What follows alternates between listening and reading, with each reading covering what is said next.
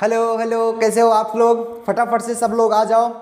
Now हम लोग live आ चुके हैं। जितने भी लोग हो फटाफट से सब लोग को शेयर करो ताकि वो लोग भी लाइव आ जाएं। अपने दोस्तों के साथ फटाफट से शेयर करो ताकि सब लोग लाइव आ जाएं। कम ऑन, सब लोग लाइव चैट में करो। क्या आपको मेरी आवाज़ सुन रही है? सुनाई दे रही है? आवाज़ प्रॉपर आ रही है? आगे चला जाए तो चलिए आज हम बात करते हैं स्पेक्ट्रोस्कोपी के बारे में। फिजिकल केमिस्ट्री में हम पढ़ चुके हैं ऑलरेडी। फर्स्ट सेकंड चैप्टर आप ऑलरेडी पढ़ चुके हो, जो कि बहुत इंपॉर्टेंट चैप्टर है, काफ़ी लॉन्ग चैप्टर भी है। मैं उसका रिवीजन भी कराऊंगा, डोंट वरी। उसका रिवीजन देखने के लिए आप फटाफट से हमारे साथ लाइव बने रहिए, जिससे हम ये फटाफट से चैप्टर कंप्लीट करा दें और आपका रिवीजन स्टार्ट हो जाए। जैसे फिजिकल केमिस्ट्री कंप्लीट होगी वैसे रिवीजन स्टार्ट कर देंगे। इनऑर्गेनिक और ऑर्गेनिक के काफ़ी ज़्यादा चैप्टर्स बचे हुए हैं, जल्द से जल्द मैं कंप्लीट कराने की कोशिश करूंगा। इसलिए ज़्यादा बड़ी से बड़ी क्लासें आपकी होंगी ताकि आपका सिलेबस आसानी से क्लियर हो सके ना। चलिए अब हम बात करते हैं स्पेक्ट्रोस्कोपी के बारे में। हमारा आज का जो हमारा टॉपिक होगा स्पेक्ट्रोस्कोपी, हमने स्टार्ट किया है।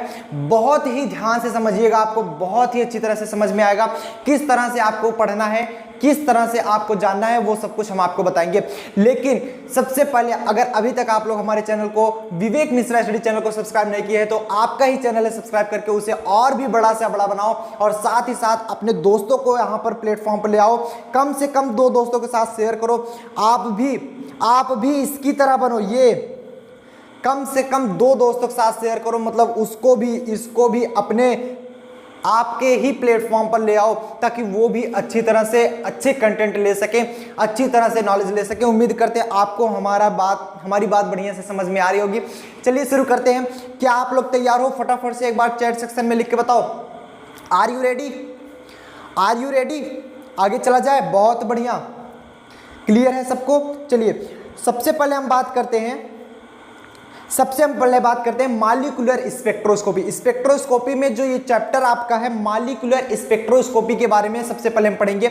मॉलिक्यूलर स्पेक्ट्रोस्कोपी चैप्टर का ही नाम है, हम मॉलिक्यूलर स्पेक्ट्रोस्कोपी के बारे में ही चर्चा करेंगे। जितने भी इंपॉर्टेंट चीजें हैं सब कुछ बताई जाएगी आपको, कोई भी चीज नहीं छूटेगी, बहुत आसान शब्दों में बताई जाएगी। चलिए मॉलिक्यूलर स्पेक्ट्रोस्कोपी कहते किसे हैं सबसे पहले ये जान लेते हैं। क्लियर हो रहा है ना? मॉलिक्यूलर स्पेक्ट्रोस्कोपी, तो इसमें लिखा क्या जा रहा है ध्यान से समझिएगा। मॉलिक्यूलर स्पेक्ट्रोस्कोपी में बताया जा रहा है द ब्रांच ऑफ साइंस, मतलब विज्ञान की ऐसी शाखा। द ब्रांच ऑफ साइंस, एक एक पॉइंट समझिएगा, आपको समझ में आएगा। The branch of science which describe the interaction of electromagnetic radiation which describe the interaction of electromagnetic radiation with matter is known as spectroscopy। Clear है? यहां पर बताया जा रहा है कि साइंस की ऐसी शाखा, फिजिक्स या फिर आप बोलो विज्ञान की ऐसी शाखा जिसमें इलेक्ट्रोमैग्नेटिक रेडिएशन का मैटर के साथ इंटरैक्शन दिखाया जाता है। मतलब मॉलिक्यूलर स्पेक्ट्रोस्कोपी में आप क्या देखोगे? Interaction of electromagnetic radiation and matter. मतलब साइंस की ऐसी शाखा, याद करो, साइंस की ऐसी शाखा जिसमें इलेक्ट्रोमैग्नेटिक रेडिएशन, ये देखिए दिखाया जा रहा है ना, इलेक्ट्रोमैग्नेटिक रेडिएशन का मैटर के साथ इंटरेक्शन होता है, वो हमारा स्पेक्ट्रोस्कोपी कहलाता है। याद करो, स्पेक्ट्रोस्कोपी किसे कहेंगे बताओ? साइंस की ऐसी शाखा जिसमें इलेक्ट्रोमैग्नेटिक रेडिएशन का मैटर के साथ इंटरेक्शन होता है। उम्मीद करते हैं आपको ये पॉइंट समझ में आया होगा। अभी हम आपको फिगर के तरीके से दिखाएंगे, फिगर में आपको समझ में आएगा किस प्रकार से इंटरेक्शन किया जाता है। लेकिन इतना पहले याद रखो, स्पेक्ट्रोस्कोपी कहेंगे किसे? मेरे साथ बोलो। The branch of science in which we study about the interaction of electromagnetic radiation and matter known as spectroscopy। Science की ऐसी शाखा जिसमें हम मैटर और इलेक्ट्रोमैग्नेटिक रेडिएशन के बीच इंटरेक्शन पढ़ते हैं। क्लियर हो रहा है सबको? चैट सेक्शन में फटाफट से लिखो। क्लियर हो रहा है सबको? समझ में आया? यस और नो? आगे चला जाए। बहुत बढ़िया। नेक्स्ट जो हमारा टॉपिक आता है थ्योरी ऑफ इलेक्ट्रोमैग्नेटिक रेडिएशन। अब हम पढ़ेंगे इलेक्ट्रोमैग्नेटिक रेडिएशन की थियरी। इलेक्ट्रोमैग्नेटिक रेडिएशन की थियरी, थियरी क्या कहती है इलेक्ट्रोमैग्नेटिक रेडिएशन की? इलेक्ट्रोमैग्नेटिक रेडिएशन किसे कहेंगे उसे हम जानेंगे। पहले इतना तो समझ गए ना, स्पेक्ट्रोस्कोपी क्या है? इलेक्ट्रोमैग्नेटिक रेडिएशन और मैटर के बीच में इंटरेक्शन जो होता है वो हमारा स्पेक्ट्रोस्कोपी कहलाता है। अब हम सबसे पहले पढ़ ले इलेक्ट्रोमैग्नेटिक रेडिएशन क्या है। बात समझ में आ रही है? जैसे बताया गया, सबसे पहले देखो आपने जाना क्या, अगर समझो पहले, अगर यहां पर आपने देखा कि जब इंटरेक्शन हो रहा था किसके किसके बीच? इलेक्ट्रोमैग्नेटिक रेडिएशन,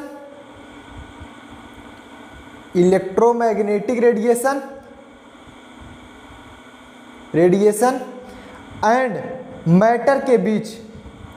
इलेक्ट्रोमैग्नेटिक रेडिएशन और मैटर के बीच में जब इंटरेक्शन हो रहा था तो फाइनली हमें मिल क्या रहा था? स्पेक्ट्रोस्कोपी। हमें मिल रहा था स्पेक्ट्रोस्कोपी।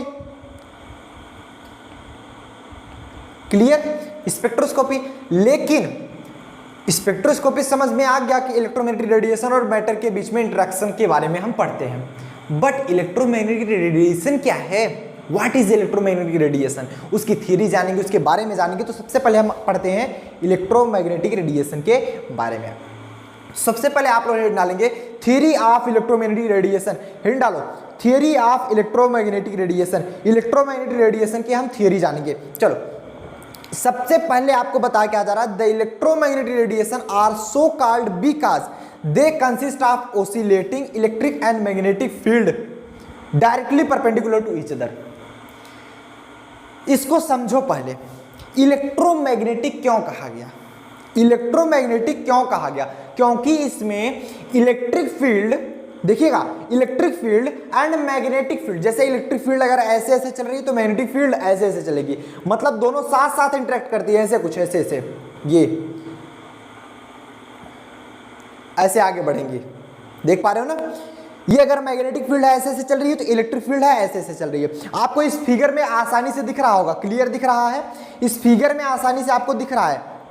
ये फिगर देखने की कोशिश करेंगे, फिगर में बहुत ही क्लियर समझाया जा चुका है। देखिएगा, इस फिगर में ध्यान से समझो, इस फिगर में ध्यान समझो। इसमें बताया जा रहा है कि इलेक्ट्रोमैग्नेटिक रेडिएशन क्यों इसका नाम पड़ा। मान लेते हैं इलेक्ट्रोमैग्नेटिक रेडिएशन के बारे में पढ़ेंगे, बट इसका नाम क्यों इलेक्ट्रोमैग्नेटिक पड़ा? अपने दिमाग से सोचो। इलेक्ट्रोमैग्नेटिक मतलब उसमें इलेक्ट्रिक फील्ड है, मैग्नेटिक फील्ड है, दोनों है।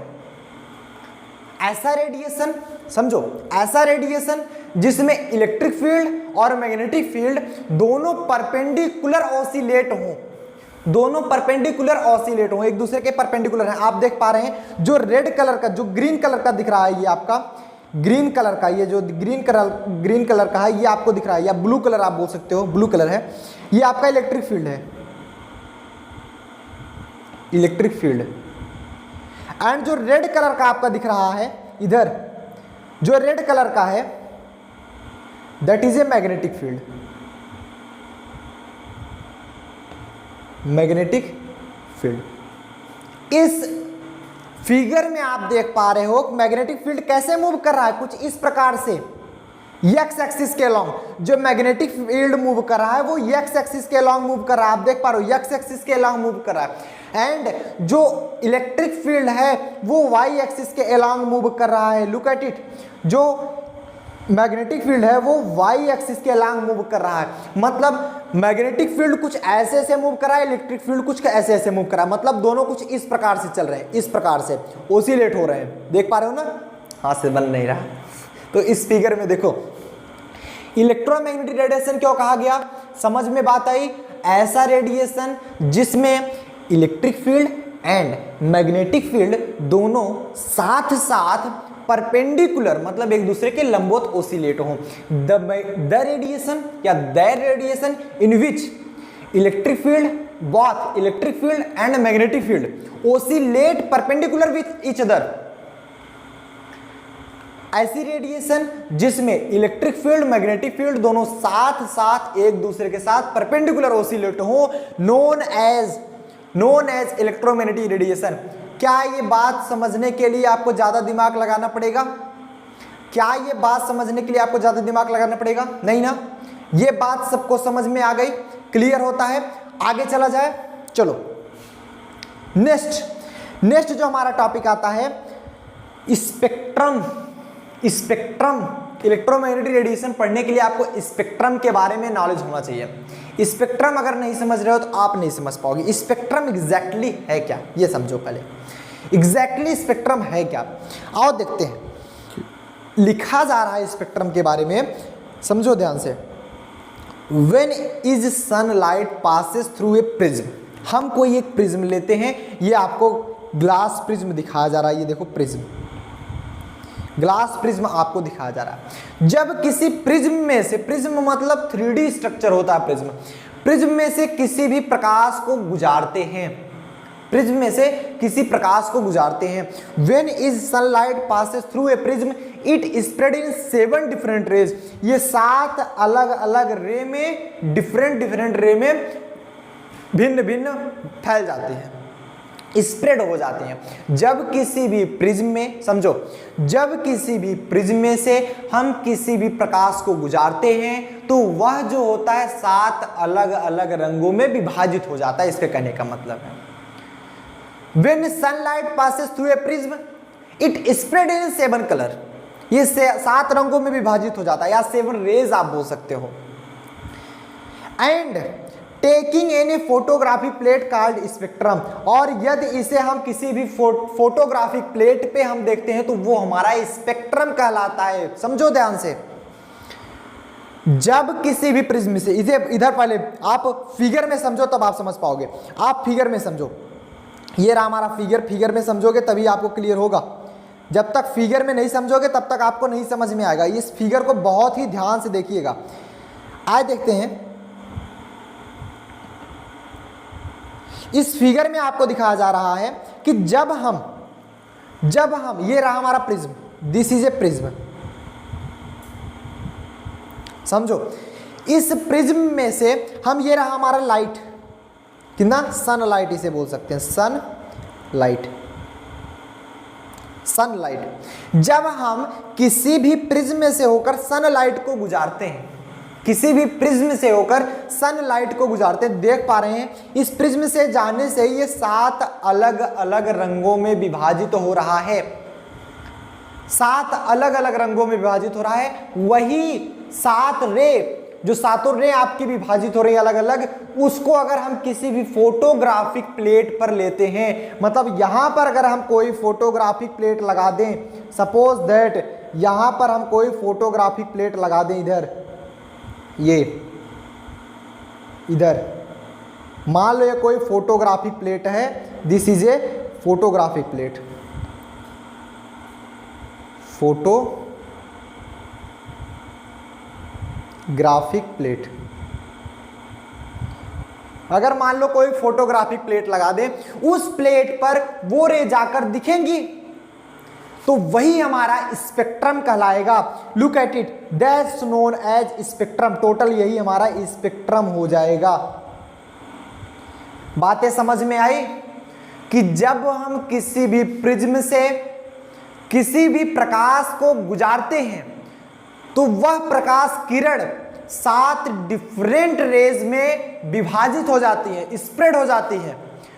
और इसी 7 रेज को अगर हम किसी भी फोटोग्राफिक प्लेट पर लेते हैं तो जो हमारा फोटोग्राफिक प्लेट पे मिलेगा वही हमारा स्पेक्ट्रम कहलाता है, वही हमारा स्पेक्ट्रम कहलाता है। बातें क्लियर हुई? सब लोग चैट सेक्शन में लिख के बताओ। जब तक आप लोग नहीं कहोगे क्लियर हुआ तब तक हम आगे नहीं चलेंगे। क्लियर है? बातें समझ में आई? फिर से समझा दिया जाए? चलो देखो चलो आओ, कोई दिक्कत नहीं, फिर से समझो।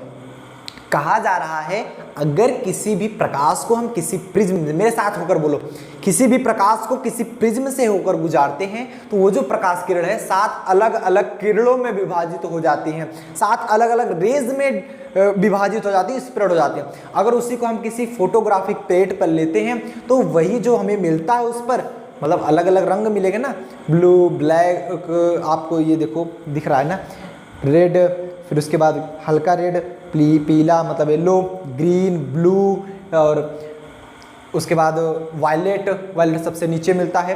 तो ये जो रंग मिल रहे हैं ये उस फोटोग्राफिक प्लेट पर मिलेंगे और यही स्पेक्ट्रम कहलाता है, यही हमारा स्पेक्ट्रम कहलाता है। समझ में बात आई? बहुत अच्छे, चलो क्लियर हुआ इतना? यहाँ तक किसी कोई प्रॉब्लम तो नहीं, समझ में आ गया होगा? अगर यहाँ पर देखना चाहो आप लोग क्लियर यहाँ पर देख भी सकते हो, हालांकि बहुत ही क्लियरिटी यहाँ पर तो नहीं दिख रही होगी आपको बिकॉज लो क्वालिटी इमेज। तो यहाँ पर देखिएगा, जब हम किसी भी प्रकाश किरण को यहाँ से गुजारे, किसी भी प्रकाश किरण को यहाँ से हम गुजारे, मतलब यहाँ पर व्हाइट लाइट आप बोल सकते हो, मतलब जिसे हम विजिबल लाइट के नाम से जानते हैं, हम विजिबल लाइट के नाम से जानते हैं, व्हाइट लाइट बोलो या फिर इसे हम विजिबल लाइट भी बोलते हैं, विजिबल लाइट, विजिबल लाइट या फिर हम सनलाइट बोल सकते हैं, क्योंकि विजिबल लाइट ही आपको दिखती है तो उसी को हम व्हाइट लाइट बोलते हैं, सनलाइट बोलते हैं। तो वो जब प्रकाश आती है इस प्रिज्म से होकर गुजर रही है, देख पा रहे हैं ना, प्रिज्म से होकर गुजर रही है, तो ये अलग अलग रे में डिवाइड हो रही है, इस प्रकार से जाती है, कुछ इस प्रकार से, ऐसे इस प्रकार से जाती है। तो आ करके इस फोटोग्राफिक, ये हमारी जो प्लेट है, this plate is known as photographic plate, ये जो प्लेट हमारी फोटोग्राफिक प्लेट के नाम से जानी जाती है, याद रखना। ये जो प्लेट है ये हमारी फोटोग्राफिक प्लेट होती है, फोटोग्राफिक।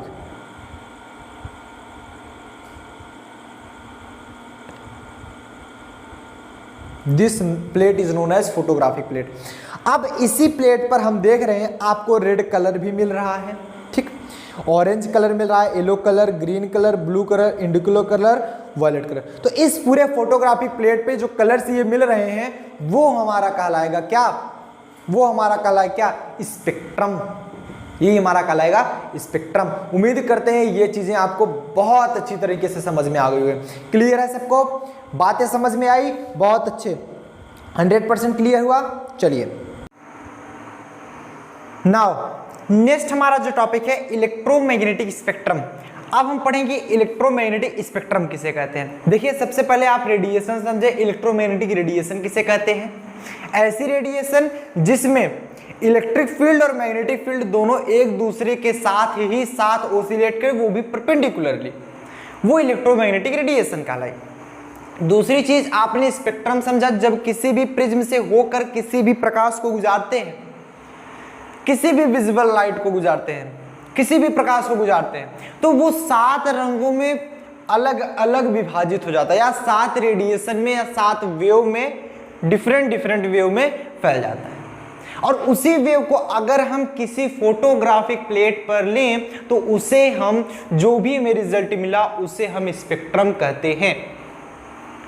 क्लियर होता है सबको? सब लोग चैट सेक्शन में पहले लिख के बताओ कि यस सर क्लियर होता है, तब हम आगे चले। सब लोग चैट सेक्शन में लिख के बताओ कि यस क्लियर होता है, आगे चलिए। क्लियर हुआ सबको? ये पॉइंट नोट कर लो, याद हो गया ना? आगे चला जाए, बहुत बढ़िया। अब हम डालेंगे इलेक्ट्रोमैग्नेटिक स्पेक्ट्रम। स्पेक्ट्रम आप समझ लिए, अब हम पढ़ेंगे इलेक्ट्रोमैग्नेटिक स्पेक्ट्रम किसे कहते हैं। नाउ इसमें लिखेंगे, इलेक्ट्रोमैग्नेटिक स्पेक्ट्रम में लिखेंगे कि इसमें कहा क्या जा रहा है, बहुत ध्यान से समझिएगा, हर एक पॉइंट आपको समझ में आएगा। कहा जा रहा है any electromagnetic radiation according to their theory energy, according to their energy, यहां पर जो बताया जा रहा है कि arranging any electromagnetic radiation according to their theory frequency and wavelength are also called electromagnetic spectrum. मतलब समझो कि इलेक्ट्रोमैग्नेटिक रेडिएशन का उसके एनर्जी के अनुसार, फ्रीक्वेंसी के अनुसार, वेवलेंथ के अनुसार अरेंज करना ही इलेक्ट्रोमैग्नेटिक स्पेक्ट्रम कहलाता है। समझो स्पेक्ट्रम, समझे?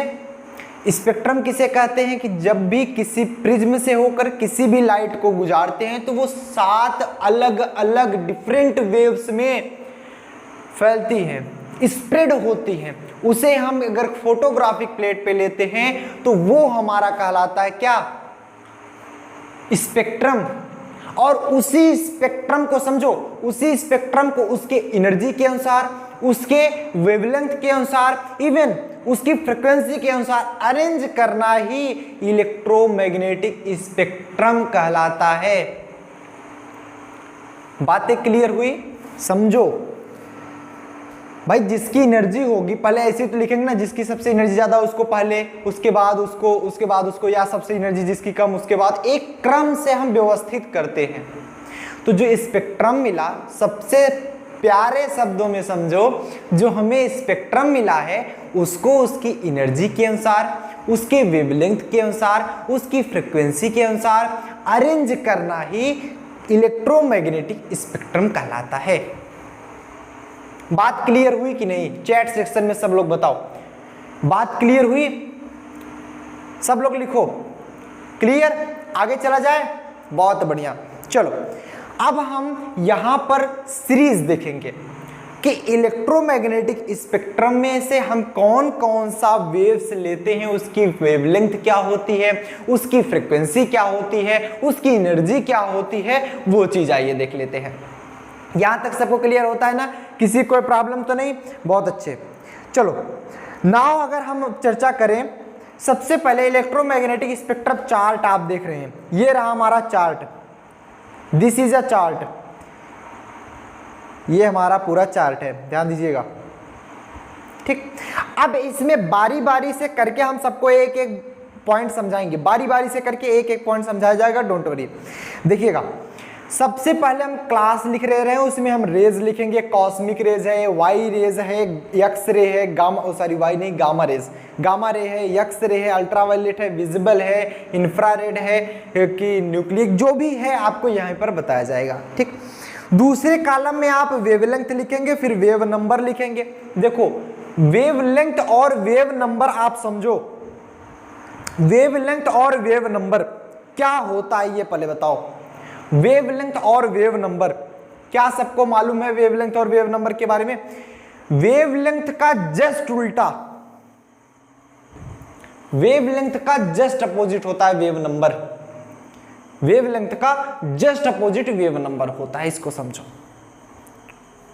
क्लियर है? सबको समझ में आया? यहां तक बातें क्लियर हुई कि नहीं हुई? वेवलेंथ का जस्ट अपोजिट वेव नंबर होता है, तभी आप देख रहे हैं ये वेवलेंथ जो होता है सेंटीमीटर में लिया जाता है, वेव नंबर जो है सेंटीमीटर इनवर्स में लिया गया, नोट डाउन करो, सेंटीमीटर इनवर्स में लिया गया है वेव नंबर।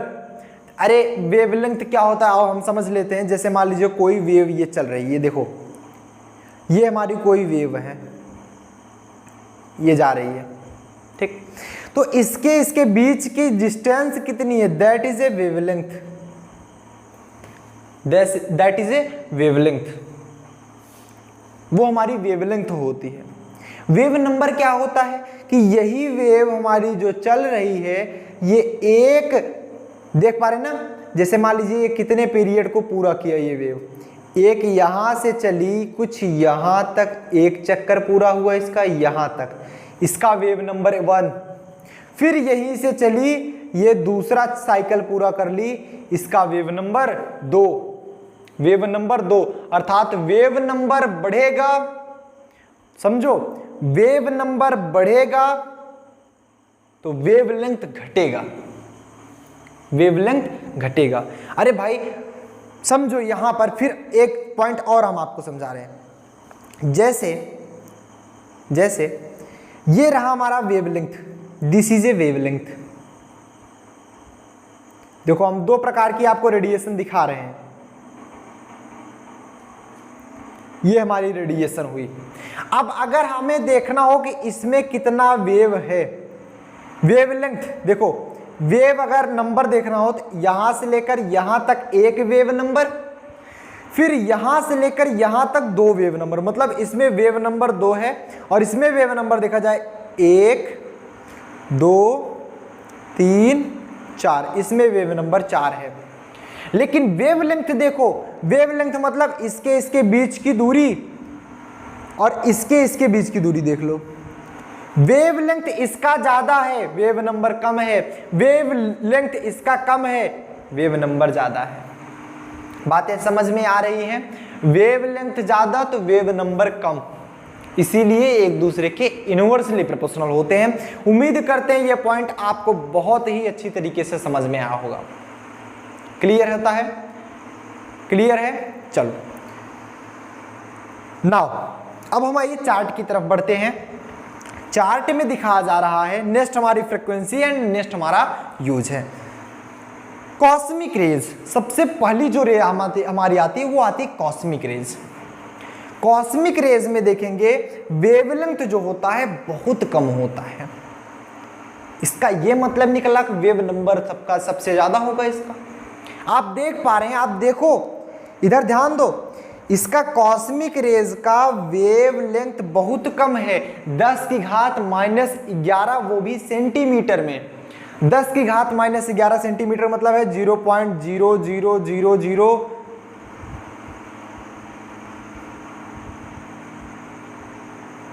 ये 10 की घात -11 सेंटीमीटर, इतनी कम वेवलेंथ। सोचो कॉस्मिक रेज की वेवलेंथ सबसे कम होती है और इसीलिए वेव नंबर सबसे हाई होती है। वेव नंबर सबसे हाई होती है। हमने आपको बताया जो वेवलेंथ होता है वो वेव नंबर के जस्ट इनवर्सली प्रोपोर्शनल, मतलब जो वेवलेंथ की बात करें, wavelength is inversely proportional to the wave number.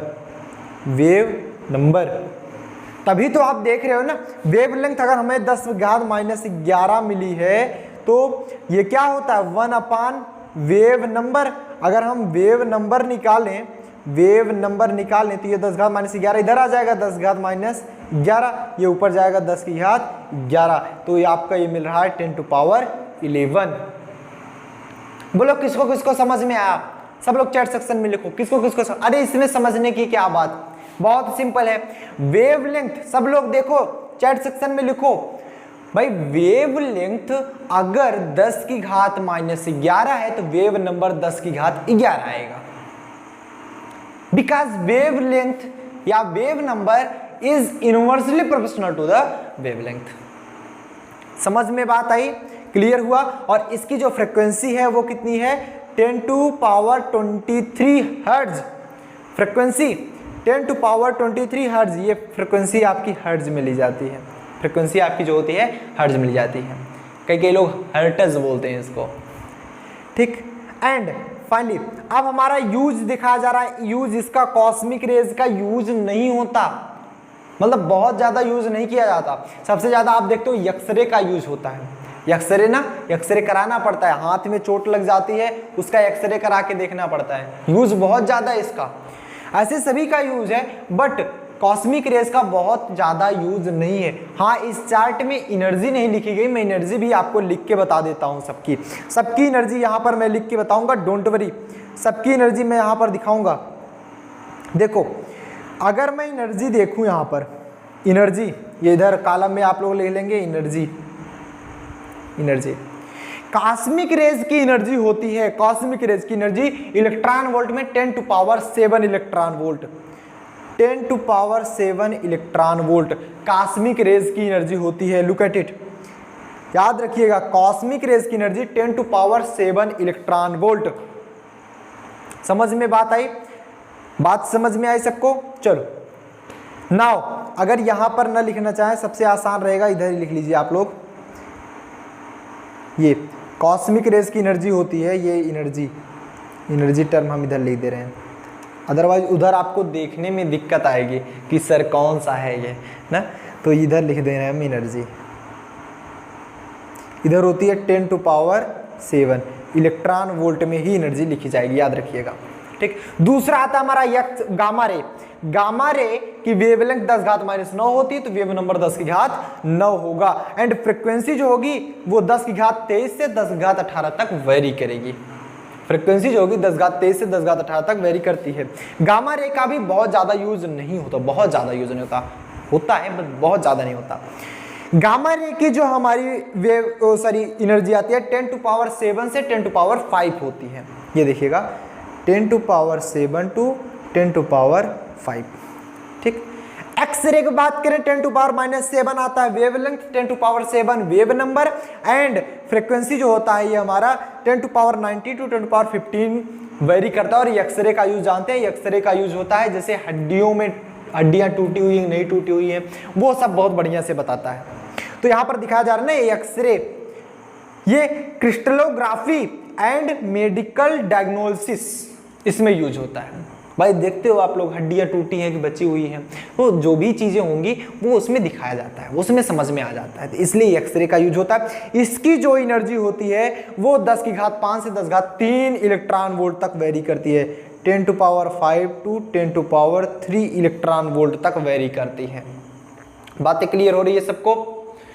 सबको क्लियर हो रही है? सब लोग चैट सेक्शन में लिखो यस सर समझ में आ रहा है, यस सर समझ में आ रहा है, सब लोग बोलो। बहुत बढ़िया, बहुत बढ़िया। नेक्स्ट अल्ट्रावायलेट, अल्ट्रावायलेट की चर्चा करें। इसकी जो वेवलेंथ होती है वो 10⁻⁻5 से कम होती है, लेस देन 10⁻⁻5, 10⁻⁻5 सेंटीमीटर से कम होती है। और वेव नंबर जस्ट उसका उल्टा आएगा, 10⁻⁻5 है, 10⁻+5 आएगा। जो फ्रिक्वेंसी होती है 10⁻16 से 10⁻14 तक वेरी करती है। इसका यूज होता है electronic excitation of molecule. Electronic excitation of molecule मतलब मॉलिक्यूल के इलेक्ट्रॉनों को एक्साइट करने के लिए यूज की जाती है ये अल्ट्रावायलेट। जैसे कोई मॉलिक्यूल ले रहे हो, उसके इलेक्ट्रॉन को एक्साइटेड स्टेट में ले जाने के लिए इस रे का उपयोग किया जाता है। अल्ट्रावायलेट रे उस पर डाली जाती है जिससे वो एक्साइटेड हो जाए। आपको अगर याद हो, वैसे भी आप लोग भूलने में एक नंबर हो, मैं जानता हूं कि भूल बहुत अच्छी तरह से जानते हो, क्योंकि मैं भूल जाता हूँ बहुत जल्दी, तो इसलिए आपको भी समझता हूँ। अब आप लोग दिमाग कैसा है तो पास तो हो नहीं, तो वैसे भी तो इसलिए अगर आपको याद हो कि मैंने पढ़ाया था फर्स्ट चैप्टर में, फिजिकल केमिस्ट्री के फर्स्ट चैप्टर में याद आ रहा है कि नहीं याद आ रहा है? वहां पर बताया था, या फिर आप फिजिक्स में भी देख लो, इसमें भी बताया था, फिजिक्स में भी बताया था कि किसी भी बायो वाले तो परेशान होंगे सर हम लोग फिजिक्स कहाँ लिए हैं, हाँ, तो इसमें भी बताया, डोंट वरी। किसी भी, जैसे मान लो ये टेबल है, ये पोडियम है, तो इस पर समझो एक मेटल सीट है, आपके सामने रखा गया कोई डिस्क है, उस पे एक मेटल सीट रखी गई है। उस पे अगर रेड कलर की आप रेडिएशन गिराओगे तो उसमें से इलेक्ट्रॉन निकलने की कोशिश करते हैं, बट वो उस सरफेस को तोड़ नहीं पाते हैं क्योंकि उसकी इंटेंसिटी उतना ज्यादा नहीं होती है। क्वांटिटी आप चाहे जितना बढ़ा दो, इंटेंसिटी जब तक ज्यादा नहीं होगी तब तक इलेक्ट्रॉन्स नहीं रिमूव हो सकते। उसके पश्चात आप अगर जैसे येलो कलर की लाइट लगा दो, मतलब फ्रिक्वेंसी जो भी होगी उसकी ज्यादा होगी, येलो कलर की लाइट लाओ, उसकी रेडिएशन लाओ, तो उसमें से इलेक्ट्रॉन निकल जा रहे थे।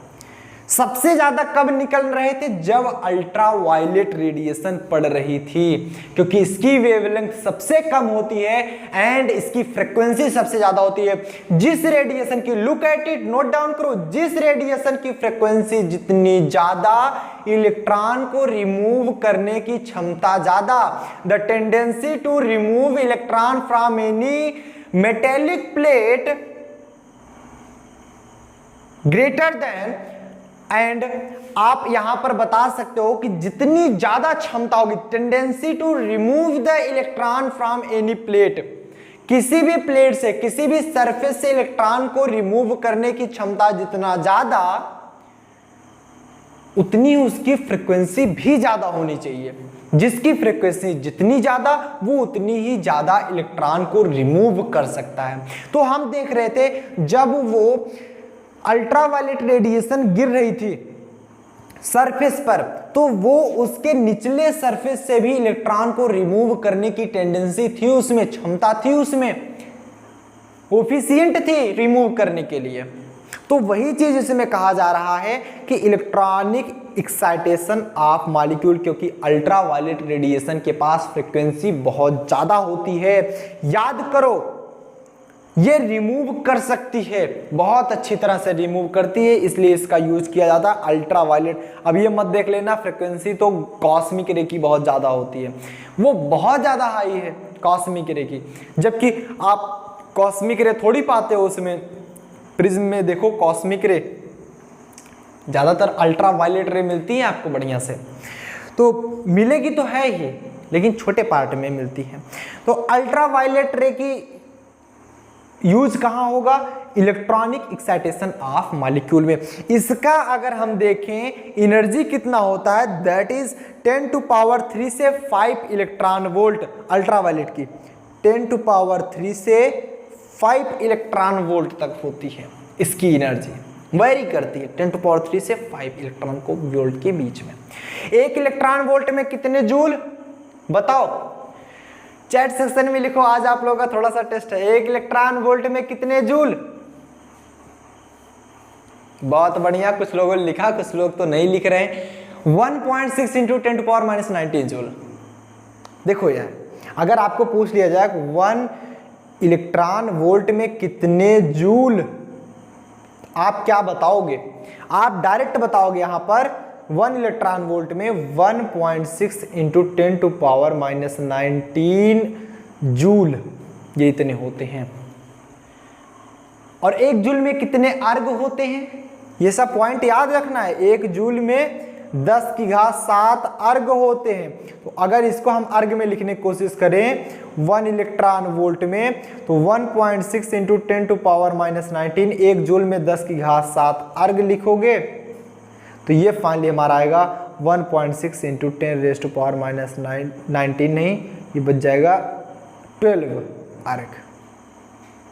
ये अर्ग में पूछा जाए तो ये बताओगे 1.6 × 10⁻⁻12 अर्ग, एंड जूल में बताओगे तो -19 जूल।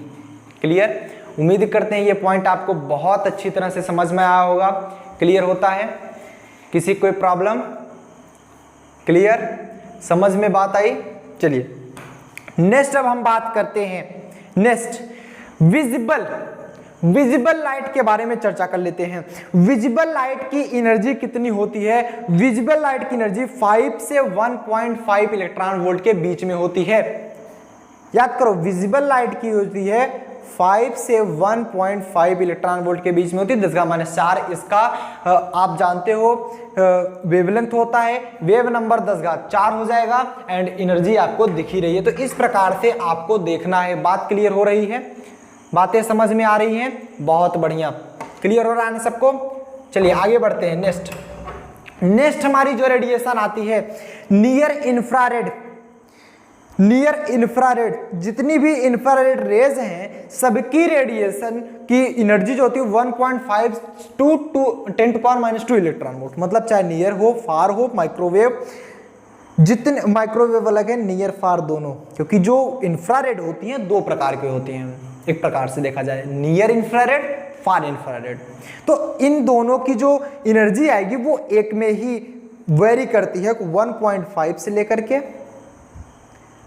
10⁻⁻, यहाँ लिख देता हूँ 1.5 से 10⁻⁻² इलेक्ट्रॉन वोल्ट तक वेरी करती है। माइक्रोवेव की एनर्जी कितनी होती है? माइक्रोवेव की 10⁻², 10⁻3, 10⁻² से 10⁻3। इसको इसलिए यहाँ पर लिख दिया ताकि आप आसानी से डिफरेंट कर पाओ। ठीक।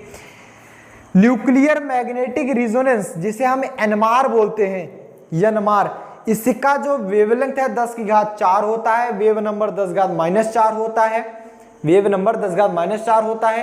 फ्रिक्वेंसी इसकी पता नहीं है, फ्रिक्वेंसी इसकी पता नहीं है, हमें भी नहीं मालूम, आप लोग गूगल कर लीजिएगा, तभी नहीं लिखे यहाँ पर। Studying chemical structure, chemical structure को जानने के लिए न्यूक्लियर मैग्नेटिक रिजोनेंस का यूज किया जाता है। एनएमआर स्पेक्ट्रोस्कोपी अभी आप पढ़ोगे, मैं पढ़ाऊंगा एनएमआर स्पेक्ट्रोस्कोपी, क्लियर वहाँ पर बताऊंगा। अभी हमको इस समय प्रेजेंट टाइम में हमको एनएमआर एनएमआर रेडिएशन का एनर्जी नहीं याद आ रहा है, आप गूगल कर लीजिएगा। तो सॉरी, अभी प्रेजेंट टाइम में नहीं याद है तो क्या बताएं। रेडियो वेव का जो होता है 10⁻³ से 10⁻7 होता है, 10⁻³ से 10⁻7 होता है रेडियो वेव। और इसका जो वेवलेंथ होता है 10⁵, वेव नंबर जस्ट उल्टा, एंड जो फ्रिक्वेंसी होती है 0.01 सेंटीमीटर से 100 किलोमीटर होती है। बाप रे, रेडियो वेव देख लो, रेडियो वेव की फ्रिक्वेंसी कितनी ज्यादा है, 100 किलोमीटर तक, 100 किलोमीटर तक, याद करो रेडियो वेव। अभी तभी देखो ना, आप जो रेडियो सुनते हो ना, रेडियो सुनते हो आप लोग, अब कौन रेडियो सुनता है, रेडियो का ज़माना ही ख़त्म हो गया, सब लोग मोबाइल चलाते हैं। लेकिन मोबाइल में भी रेडियो आता है, रेडियो आता है मोबाइल में भी। आप रेडियो चला कर देखो, हेडफोन लगाओ, रेडियो चलेगा। तो रेडियो कैसे चलता है, भले ही आपके पास इंटरनेट हो, इंटरनेट की स्पीड अच्छी हो, आपने वाईफाई लगा रखा हो, आपका सब इंटरनेट अच्छी तरह से चलेगा, लेकिन रेडियो वेव अगर आपके यहाँ अच्छी नहीं है तो रेडियो अच्छी तरह से नहीं चलेगा। वो आपके इंटरनेट से अलग है। इंटरनेट आपका भले ही बहुत अच्छा है, लेकिन वो इंटरनेट से डिफरेंट है। इंटरनेट कितना भी अच्छा चल रहा हो, लेकिन आप रेडियो चेक करके देखो, काफ़ी लोग तो चेक भी किए होंगे, लेकिन नहीं तो आजकल का तो कौन रेडियो सुनता है। रेडियो पे कौन सा अच्छा गाना आता है ना, अच्छे सॉन्ग तो मिल जाते हैं यूट्यूब पर या फिर यूट्यूब म्यूज़िक पर, तो वहीं पर सुन लेते हो बढ़िया ना। तो जैसे कभी ट्राई कीजिएगा, रेडियो वेव जो आता है, रेडियो वेव, तो रेडियो जो होता है वो रेडियो वेव पर ही चलता है, क्योंकि उसका अलग सिस्टम है, उसके चैनल्स अलग अलग हैं। वो जो आपके टीवी पे चैनल्स आते हैं वो अलग है ना, तो उसका भी रेडिएशंस ज़्यादा होती है। आपके घर पे वेव्स लगा है, एक प्रकार से DTS लगा होता है ना, तो वो देखो कितनी दूर से कैप्चर करता है, वो सब रेडियो वेव्स होती, क्योंकि इसका फ्रिक्वेंसी अगर कम होगा तो कोई मतलब ही नहीं निकलेगा। सो उम्मीद करते हैं आपका समझ में होगा, और इसका यूज आप जानते हो ब्रॉडकास्टिंग में ही होता है, तो ये सब आप लोग जानते हो। तो उम्मीद करते हैं ये पॉइंट सबको समझ में आया होगा।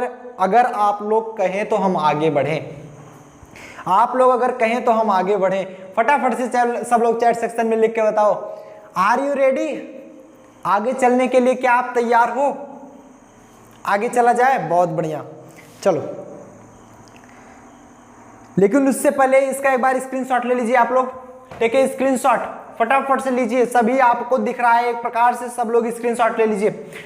और स्क्रीनशॉट लेने के पश्चात ईमानदारी से आप लोग सब्जेक्ट में लिखा करो। मैं देखता हूं काफी लोग हमारे नोट्स का बहुत बेसब्री से इंतजार करते हैं, बहुत अच्छी बात है, लेकिन खुद लिखा करो। नोट्स डाउनलोड करके पढ़ने में मज़ा नहीं आता जितना आप कॉपी में लिख कर पढ़ोगे। कॉपी में लिख के पढ़ोगे, खुद से समझोगे, खुद लिखोगे तो ज़्यादा अच्छे से समझ में आएगा। ये चीज़ आप खुद भी नोट कर सकते हैं, आप खुद भी देख सकते हैं कि हाँ ज़्यादा समझ में आ रहा है हमको। क्योंकि पर्सनली मैं फील करता हूँ, मोबाइल डिवाइस में आप अगर डाउनलोड करके पढ़ रहे हो तो इधर कोई दोस्त आ गया, चैट करने लगा, इधर क्या हो रहा है, कैसे हो रहा है, सब जुट गए चैटिंग में, दिक्कत वहीं आती है। तो इसीलिए आप अगर पढ़ाई के मूड में हो तो कॉपी किताब मस्त पढ़ाई होती है। क्या आप लोग सहमत हो? जितने भी लोग सहमत हो हाथ खड़ा करो फटाफट से। यस सर, हम एग्री करते हैं आपकी बात से, एंग्री नहीं करते। काफ़ी लोग तो एंग्री भी कर जाएंगे ना, ये क्या बात हुई सर, हम लोग PDF डाउनलोड करके बहुत पढ़ लेते हैं, पिछली बार पास हो गए थे। चलो नेक्स्ट चलें, बात मजाक था, नेक्स्ट चलें, क्लियर होता है ना। चलो अब हमारा नेक्स्ट जो टॉपिक आता है बहुत ही इंपॉर्टेंट टॉपिक है, बहुत ही इंपॉर्टेंट टॉपिक है, difference between matter wave and electromagnetic wave. आपने देखा कि जब भी स्पेक्ट्रोस्कोपी कब मिलती है, बताओ मुझे, कि जब इलेक्ट्रोमैग्नेटिक वेव मैटर वेव से इंटरैक्ट करती है, इंटरैक्ट करती है ना। हम लोगों को मजा कब आता है ये भले बताओ? जब हमारा और इस किताब से इंटरैक्ट होता है, पढ़ने में तभी मजा आता है, अदरवाइज नहीं आएगा, नहीं आएगा मजा। पढ़ने वाले बच्चों के लिए, जैसे खेलने वाले जो होते हैं वो खेलने, जब तक खेलने से इंटरैक्ट नहीं होगा तब तक नहीं मजा आएगा। तो वैसे मैटर वेव का इलेक्ट्रोमैग्नेटिक वेव से जब तक इंटरैक्ट नहीं होता तब तक अच्छा नहीं लगता। तो वैसे हम आप बात करेंगे, आपने इलेक्ट्रोमैग्नेटिक वेव देखा, अब इसमें अंतर क्या है वो चर्चा कर लेते हैं। सबसे पहला डिफरेंस, सबसे पहला डिफिनीशन ही सबसे पहला डिफरेंस बताती है, क्योंकि इलेक्ट्रोमैग्नेटिक वेव की डिफिनीशन आपको पता है, मैटर वेव की भी डिफिनीशन आपको पता है, दोनों की डिफिनीशन लिख दो, अंतर समझ में आ गया। डिफिनीशन देखो, इलेक्ट्रोमैग्नेटिक वेव की डिफिनीशन देखिए। इलेक्ट्रोमैग्नेटिक वेव डिफिनीशन क्या बोलती है, अभी हमने आपको बताया कि electromagnetic wave is a type of wave.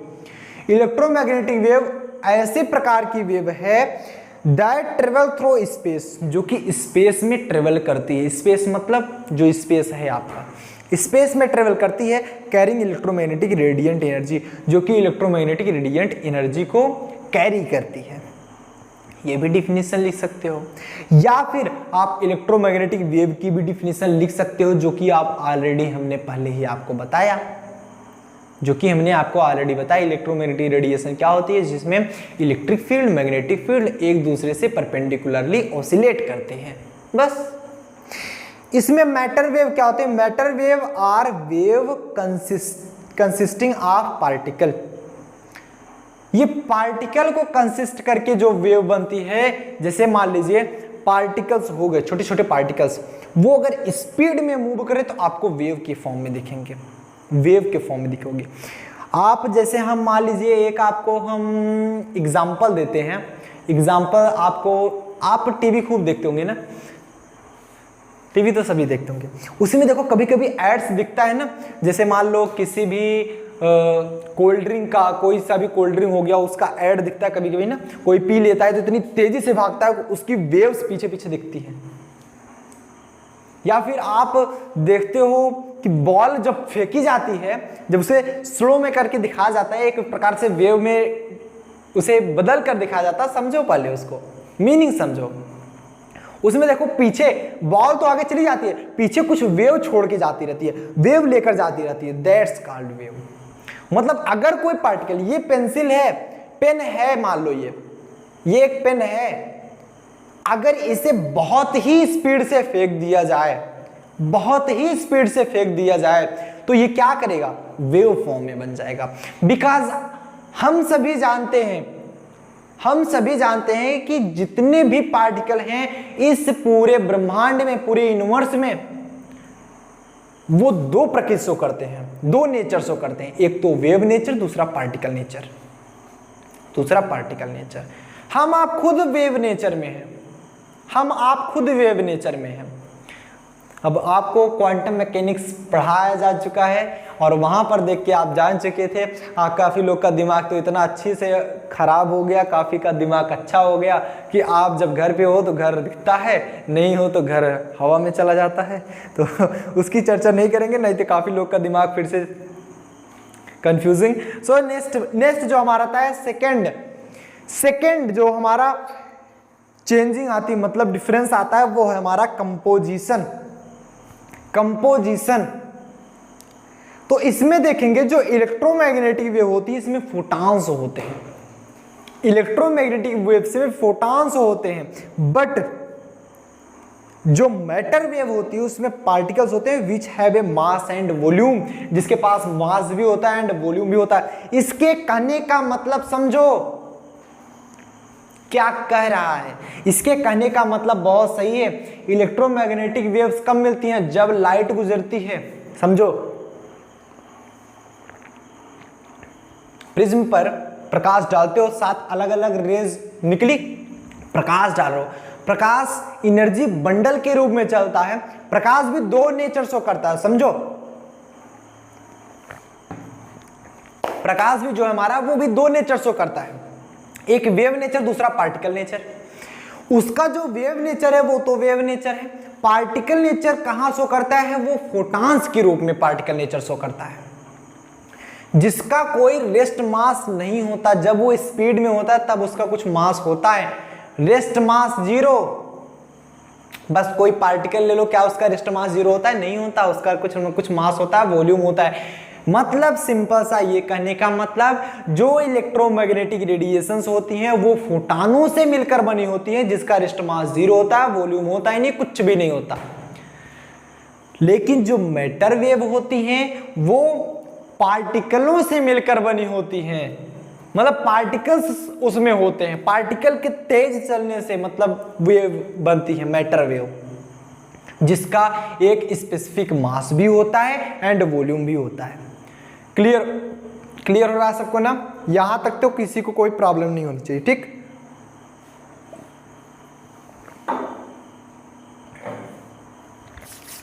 Next electric and magnetic field. Next जो हमारा टॉपिक आता है, और क्या डिफरेंस है इलेक्ट्रिक एंड मैग्नेटिक फील्ड, इसमें बताया जाता है associated with electric and magnetic field. ये समझो, associated with electric and magnetic field. हमने अभी अभी देखा इलेक्ट्रोमैग्नेटिक रेडिएशन को। एक हमारी इलेक्ट्रिक फील्ड ऐसे से चल रही थी, मैग्नेटिक फील्ड ऐसे से चल रही थी। तो इलेक्ट्रिक फील्ड ऐसे, मैग्नेटिक फील्ड ऐसे, ये देखो इस प्रकार से चल रही थी नहीं, एक दूसरे से परपेंडिकुलर ओसिलेट हो रही थी नहीं। Electric and magnetic field electromagnetic radiation में एसोसिएट होती है, लेकिन मैटर वेव में एसोसिएट नहीं होती। समझ में आया?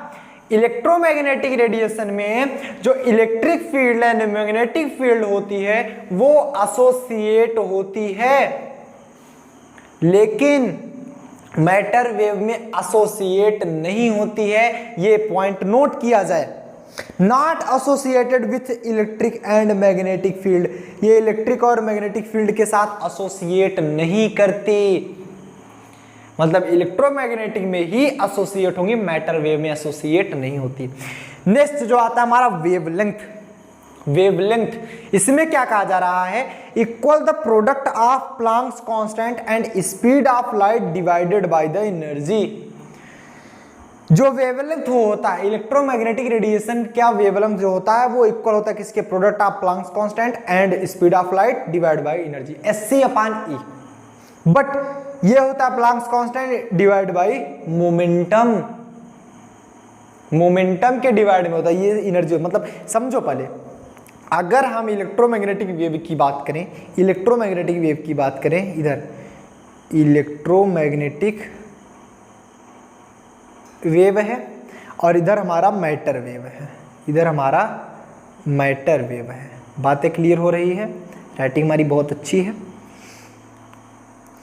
तो इलेक्ट्रोमैग्नेटिक वेव का जो वेवलेंथ होता है, इलेक्ट्रोमैग्नेटिक वेव का जो वेवलेंथ होता है लेमडा, क्या होता है, इज इक्वल टू, बताया जा रहा है ना, is equal to the product of, यहीं पर मैं बता दे रहा हूं, H/C डिवाइड बाई E, ये इसके बराबर होता है। बात समझ में आ रही है कि वेवलेंथ जो होता है equal to the product of Planck's constant and speed of light. Planck's constant मतलब H होता है, प्लैंक्स कांस्टेंट की वैल्यू क्या होती है, 6 ये भी नहीं पता यार, याद कर लो यार प्लैंक्स कांस्टेंट का मान। प्लैंक्स कांस्टेंट का मान याद ही होना चाहिए हमेशा। नहीं पता है तो आज मैं नहीं बताने वाला, आप जाओगे खुद गूगल से सर्च करोगे, खुद गूगल से सर्च करोगे, आज मैं नहीं बताऊंगा। जब गूगल से सर्च करोगे ना दिमाग सही रहता है, तब याद हो जाता है मेनली। यहाँ पर हमसे सुन लोगे तुरंत, इस कान से सुनो दूसरे कान से गैप। मैटर वेव क्या होता है, मैटर वेव जो होता है equal to the Planck's constant divided by momentum. ये इसका अगर लेमडा की बात करें तो ये Planck's constant divide by momentum, H/P, या फिर H/P की वैल्यू क्या आती है, mv। इसे आप लिख सकते हो कुछ इस प्रकार से, H/mv ये होता है। ठीक, मतलब वो होता था HC/E और ये होता है H/mv। दोनों में अंतर है, मतलब इसके वैल्यू अंतर है। इसमें वेवलेंथ समझिएगा, इलेक्ट्रोमैग्नेटिक का वेवलेंथ होता है HC/E एंड मैटर वेव का जो वेवलेंथ होता है H/mv या H/P। आपको याद होगा क्योंकि ऑलरेडी हम इसका फार्मूला डिराइव पता नहीं कितनी बार करा चुके हैं, H/P का, H/mv का। डी ब्रॉगली इक्वेशन, जिसे आप शुद्ध में बोले मतलब प्योर बोले, उनका नाम डे ब्रॉय इक्वेशन होता है। डी ब्रॉगली नहीं पढ़ते उसको, डे ब्रॉय इक्वेशन। एग्जाम्पल्स आइए देख लेते हैं। इलेक्ट्रोमैग्नेटिक वेव जैसे कहा जाता है, इलेक्ट्रोमैग्नेटिक वेव जैसे जितने भी इलेक्ट्रोमैग्नेटिक वेव अभी इसके पहले पढ़ के आए, चाहे वो कॉस्मिक रेज रही हो, गामा रे रही हो, एक्स रे रही हो, अल्ट्रावायलेट रे रही हो, विजिबल रे रही हो, इंफ्रारेड रे हो, माइक्रोवेव हो, NMR हो, रेडियो वेव हो, सब की सब इलेक्ट्रोमैग्नेटिक वेव है। आपको हमने अभी जस्ट पहले बताया, ये देख रहे हो। उसमें से कुछ पॉइंट्स लिए गए, सभी तो लिखना पॉसिबल है नहीं, सब लोग आप लोग जानते हो। एंड मैटर वेव का जो एग्जांपल होता है, a beam of electron, beam of electron.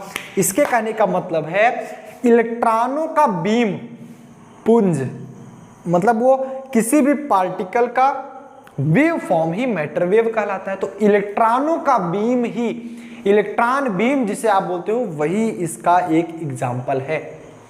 इस प्रकार से इससे रिलेटेड और ले सकते हो, लेकिन सबसे अच्छा एग्जाम्पल यही है।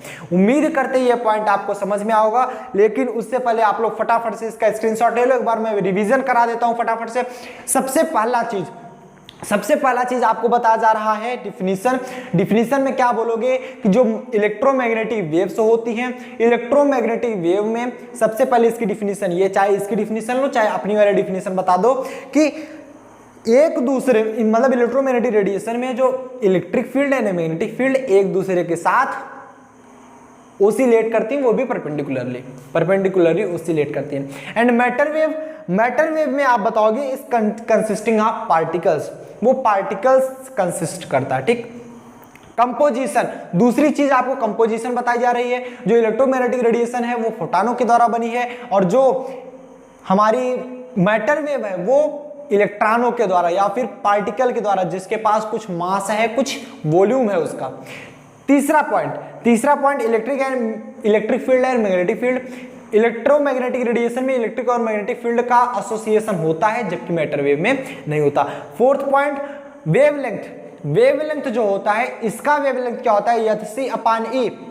इलेक्ट्रोमैग्नेटिक रेडिएशन का वेवलेंथ hc/e, जबकि मैटर वेव का वेवलेंथ होता है h/p या h/mv। एग्जाम्पल इसका क्या है, अल्ट्रावायलेट रे, एनएमआर, जिसे आप बोलते हो क्या बोलते हो, एनएमआर को क्या बोलते हो, हम भी भूल गए जी। एनएमआर की full form nuclear magnetic resonance, दिमाग से उतर गया। तो एनएमआर हो गया।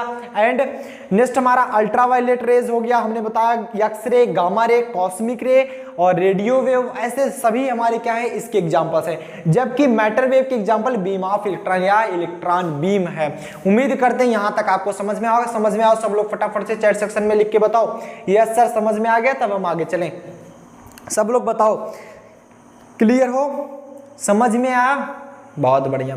देखो मेहनत करके पढ़िए, जितनी मेहनत हम लोग यहाँ पर कर रहे हैं, खड़े होकर पढ़ाते हैं आपको, लाइव आकर पढ़ाते हैं, उतना मेहनत आप लोग भी करिए, ईमानदारी से पढ़िए, क्योंकि नंबर आप अच्छा पाओगे तो हमारे वाले में नहीं जोड़ दोगे।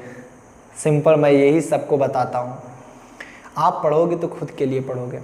काफ़ी लोग सोचते हैं कि इनकर कागज जिलागा है, इतना ज़्यादा समझाता हूँ, तो ऐसा नहीं है। आप लोग बहुत अच्छे हो, आप लोग बहुत अच्छे हो। मैं देखता हूँ काफ़ी प्लेटफॉर्म चलते हैं, मतलब काफ़ी ज़्यादा प्लेटफॉर्म है पढ़ाने के, लेकिन अपने प्लेटफॉर्म पे जितने भी स्टूडेंट आए हैं, ये भी एक प्रकार से आप कह सकते हैं प्रभु की एक कृपा ही रही है। अपने प्लेटफॉर्म पे जितने भी स्टूडेंट आए हैं, सब इतने ज़्यादा सभ्य और पढ़ने वाले बच्चे ही आए, मैंने देखा है। क्योंकि हम लोग जब रिस्पॉन्स देखते हैं ना, आप लोगों के मैसेज का रिस्पॉन्स देखते हैं, वो बात करने का लहजा जो होता है एक प्रकार सा, वहीं से पता चल जाता है कि मतलब जितने भी बच्चे हैं, मतलब उनसे बात करके दिल खुश हो जाता है। आप लोग ही हो, कोई और नहीं है, आप लोग ही हो। तो अगर आप लोग जो काफ़ी लोग नए अगर जुड़े हों, तो उनको मैं बता देना चाहता हूं, अगर आप हमसे डायरेक्टली बात करना चाहते हो, या तो आप टेलीग्राम ग्रुप को ज्वाइन कर लो, या तो हमारे इंस्टाग्राम पे ज्वाइन कर लो, वहाँ पर आपको तुरंत रिस्पॉन्स मिल जाता है। इंस्टाग्राम है हमारा @union classes। किसी भी प्लेटफॉर्म पे आप ज्वाइन कर सकते हो @union classes, मैं वहाँ पर आपको मिल जाऊँगा। तो एक चीज़ मैं कहना चाहूँगा, मैं काफ़ी दिन से सोच रहा था आपको ये बता दूँ, लेकिन आज बता ही दिया कि मतलब अपने प्लेटफॉर्म पे, हम सब के प्लेटफॉर्म पे जितने भी बच्चे आए हैं, एक प्रकार से 99.9% मैं ऐसा कह सकता हूँ कि एक जिम्मेदार लोग, मतलब जिम्मेदारी से पढ़ने आए हैं यहाँ पर। ऐसा कुछ नहीं है कि मतलब हाँ बस आ गए, नहीं। तो ऐसे ही आप लोग हमेशा इस प्लेटफॉर्म को बनाए रखिएगा, ताकि ये प्लेटफॉर्म हमेशा इसी तरह चलता रहे और इसी तरह ये आगे बढ़ता रहे। क्योंकि बढ़ाना आपका काम है, हर चीज़ करना आपका काम है। इसको मतलब एक प्रकार से सब की कैटेगरी में बनाना आपका काम है। तो जितने भी लोग इसको देख रहे हैं, आप लोग रिस्पॉन्सिबल हो, मैं इतना कह सकता हूँ। आज मैं आपके लिए एक बार ताली जरूर बताना चाहूँगा कि मतलब बहुत ही ज़्यादा अच्छा रिस्पॉन्स मिलता है। मैं जब भी आपका चैट पढ़ता हूँ, जब भी मैं आपके क्वेश्चंस देखता हूँ, कि मतलब लगता है कि हाँ बच्चा पढ़ने वाला है, चाहे वो बॉयज़ हो चाहे गर्ल्स हो, मैं दोनों की बात कर रहा हूँ। बहुत अच्छा लगा। तो इसी प्रकार से आपकी बड़ाई करते हुए आगे चलते हुए कैरेक्टरिस्टिक ऑफ इलेक्ट्रोमैग्नेटिक रेडिएशन, इसमें जितने भी लोग बैठे हैं सब लोग आज तो सोच रहे हैं वाह वाह सर, आज तो क्या बात है, आज तो हमारी क्या मस्त तारीफ हुई ना सर। चलो नेक्स्ट हम पढ़ते हैं कैरेक्टरिस्टिक ऑफ इलेक्ट्रोमैग्नेटिक रेडिएशन। देखो बच्चों, बहुत मतलब जो अच्छा होता है उसकी तारीफ ही होती है ना, जो अच्छा होता है उसकी तारीफ ही की जाती है। नहीं अच्छा होगा तो कितने दिन तारीफ करोगे, मतलब मन दबा के तारीफ करोगे, वो भी नहीं, मज़ा नहीं आता। आप लोग अच्छे हो, तारीफ करने लायक हो, और इतना मत आगे बढ़ जाना कि मतलब फिर ऐसे अच्छे बने रहो, भगवान की कृपा आप पर बनी रहे। हम ऐसे पढ़ाते ना, आप लोग पढ़ते रहो, मस्त एकदम लाइफ चलेगी। Characteristic of electromagnetic radiation. Electromagnetic radiation का कैरेक्टरिस्टिक क्या है, इसका चरित्र क्या है, इसके बारे में पढ़ेंगे ना। कैरेक्टरिस्टिक ऑफ इलेक्ट्रोमैग्नेटिक रेडिएशन, आओ इसके बारे में पढ़ लेते हैं। सबसे पहला कैरेक्टरिस्टिक है, सबसे पहला क्या कह रहा है, ऑल द इलेक्ट्रोमैग्नेटिक रेडिएशन, जितने भी इलेक्ट्रोमैग्नेटिक रेडिएशन हैं। क्यों जी, कहाँ परेशान करते हो हमको, आराम से पढ़ा रहे हैं, हमको पढ़ाने दो। All the electromagnetic radiation are associated with oscillating electrical and magnetic wave at right angle to each other। देखो ये किताबी भाषा है, इसमें बहुत अच्छे तरह से लिख दिया गया, लेकिन हमारी भाषा समझो कि जो इलेक्ट्रिक फील्ड और मैग्नेटिक फील्ड होती है एक दूसरे के परपेंडिकुलर होती है। बस जो इलेक्ट्रिक फील्ड होती है एंड मैग्नेटिक फील्ड होती है एक दूसरे के परपेंडिकुलर होती है, बस इतना समझो और कुछ भी नहीं है। ये जो राइट एंगल सब कुछ बना के लिखा गया है ना, सिंपल सा समझ लो, इलेक्ट्रिक फील्ड और मैग्नेटिक फील्ड एक दूसरे के राइट एंगल पर ओसिलेट करती हैं। ये आपको फिगर में दिख रहा है कैसे, कुछ इस प्रकार से, ऐसे ये अभी बनने लगा ना, इस प्रकार से एक दूसरे से राइट एंगल पर ओसिलेट करती है। क्लियर हुआ ना सबको, समझ में आ। चलो नेक्स्ट हमारा बता रहा है कि all the electromagnetic radiations have the same speed in vacuum. जितनी भी इलेक्ट्रोमैग्नेटिक रेडिएशन होती है, आप चाहे जितनी भी इलेक्ट्रोमैग्नेटिक रेडिएशन देख लो, अगर हम बात करें वैक्यूम में बात करें तो उनकी स्पीड समान होती है। वैक्यूम मतलब निर्वात में आप जिसे बोलते हो, उनकी स्पीड समान होती है। अगर समान ना होती, जैसे समझो फ्रीक्वेंसी अगर चेंज होने पर उनकी स्पीड चेंज होती, तो अगर प्रकाश आ रहा है, समझो कोई प्रिज्म रखा गया, प्रकाश आ रहा है, तो लाल रंग की प्रकाश लेट पहुंचती क्योंकि इसकी फ्रीक्वेंसी कम है, और ये उसको क्या बोलते हैं जी, अल्ट्रावायलेट तेज पहुंचती। बट ऐसा होता नहीं है। अरे बालक देखो, अगर जैसे हम पढ़ रहे थे कि जितने भी लाइट होती है प्रकाश की, एग्जैक्टली अगर हम प्रकाश की ही बात कर रहे हैं, तो अगर आप जैसे मान लो, मैं आपको एक छोटा सा एग्जांपल देना चाहूँगा, वो भी किन के लिए, जो यहाँ पर बायो वाले बैठे हैं।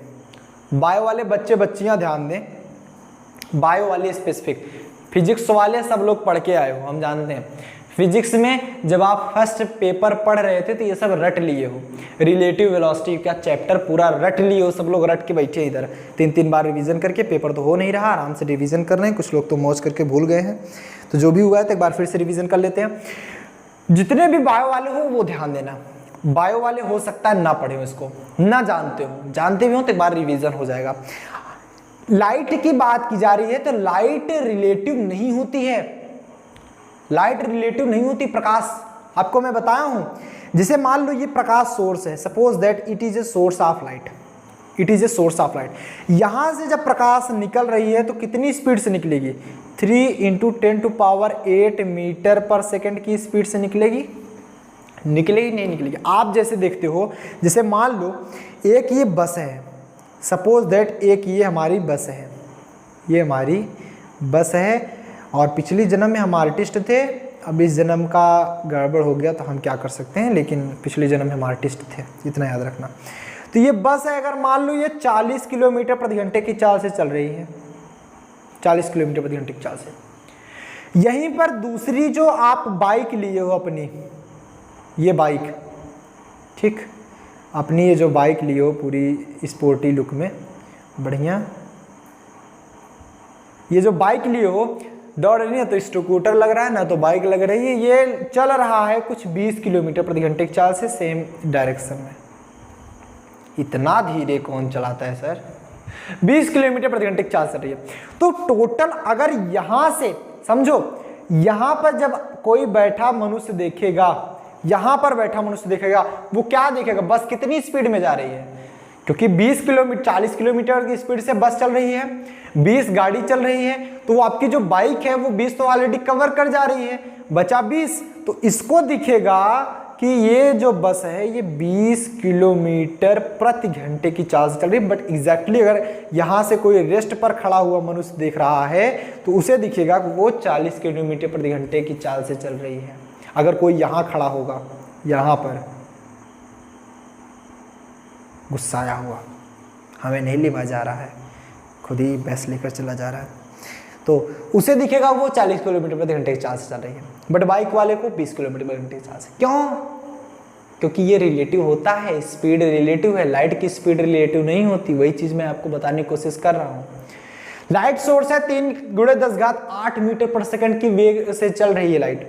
अगर आप यहां पर स्थिर खड़े हो, यहां से देख रहे हो, फिर भी आपको 3 × 10⁸ मीटर पर सेकंड की ही वेग से चलेगी वो लाइट। अगर मान लिया ऐसे कोई भी ऐसी स्पेसशिप हमने बना ली, कोई भी ऐसी स्पेसशिप हमने बना ली जो कि इतनी तेज चलती हो, मान लो ये स्पेसशिप है, मान लो ये स्पेसशिप है, देखो मैं पिछली जन्म में आर्टिस्ट था, इसमें कोई दो राय नहीं, और आप लोग भी बना लोगे इतना अच्छा आर्ट, बना कोशिश करो। देखो मान लो ये चल रही हो 2 × 10⁸ मीटर पर सेकेंड, समझना। लाइट चल रही है 3 × 10⁸, मतलब ऐसे आप ऑलरेडी 2 × 10⁸ कवर कर जा रहे हो, तो आप यहां से देखोगे क्या लाइट 1 × 10⁸ मीटर पर सेकंड की वेग से चलती दिखाएगी? नहीं, वो हमेशा लाइट 3 × 10⁸ मतलब 3 लाख किलोमीटर लगभग दिखाई देती है। एग्जैक्ट 2.99 करके होता है, 3 × 10⁸ मीटर पर सेकंड की वेग से दिखाई देता है। एग्जैक्ट वैल्यू जानने के लिए, क्योंकि हर चीजें मैंने एग्जैक्ट जानने के लिए आपको लिंक डिस्क्रिप्शन बॉक्स में भी मिल जाएगा। यूनियन क्लासेस, नहीं तो जाकर सर्च कर लो यूनियन क्लासेस, वहां पर छोटी छोटी क्लिप मैं बताया हूं। बहुत अच्छा चैनल हमने स्टार्ट किया है, वहां पर भी आप लोगों का रिस्पॉन्स जैसे यहाँ पर मिलता है वैसे मैं चाहता हूँ वहां पर भी मिले।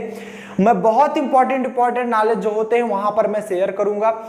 ऐसी चीजें जो आप छोड़ जाते हो, जो आप मिस कर जाते हो, कुछ ऐसे फैक्ट जो कि लोग हमेशा गलत ही पढ़ते हैं, जैसे पृथ्वी की त्रिज्या 6400 किलोमीटर होती है, लोग यही पढ़ते हैं, बट होती नहीं, 6400 किलोमीटर नहीं होती। एग्जैक्ट क्या होती है जाकर देख लो, काफी लोग तो देख भी चुके होंगे, ऑलरेडी हमने डाला है, इंस्टाग्राम पर भी पढ़ चुका है। तो इसलिए वहां पर जाइए, काफी अच्छे इंटरेस्टिंग वीडियोस आपको मिलेंगे। आप उस चैनल को सब्सक्राइब करके बेल आइकन जरूर प्रेस कीजिए, जिससे आप भी खुश रहें, हम भी खुश रहें। बस आगे कुछ नहीं, सिंपल शब्दों में यही है। आपको स्पीड रिलेटिव नहीं होती है, स्पीड रिलेटिव नहीं होती है, वो भी लाइट की स्पीड नहीं होती, हमेशा वो 3 × 10⁸ मीटर पर सेकंड की ही वेग से चलनी दिखाई देगी।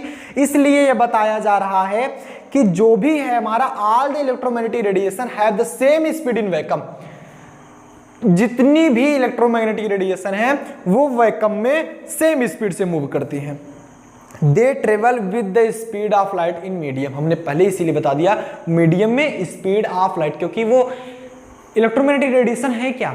लाइट ही है, लाइट ही है। विजिबल लाइट 7 रंगों में विभक्त हुई है, तो वो किसकी स्पीड से चलेगी? लाइट की स्पीड से चलेगी।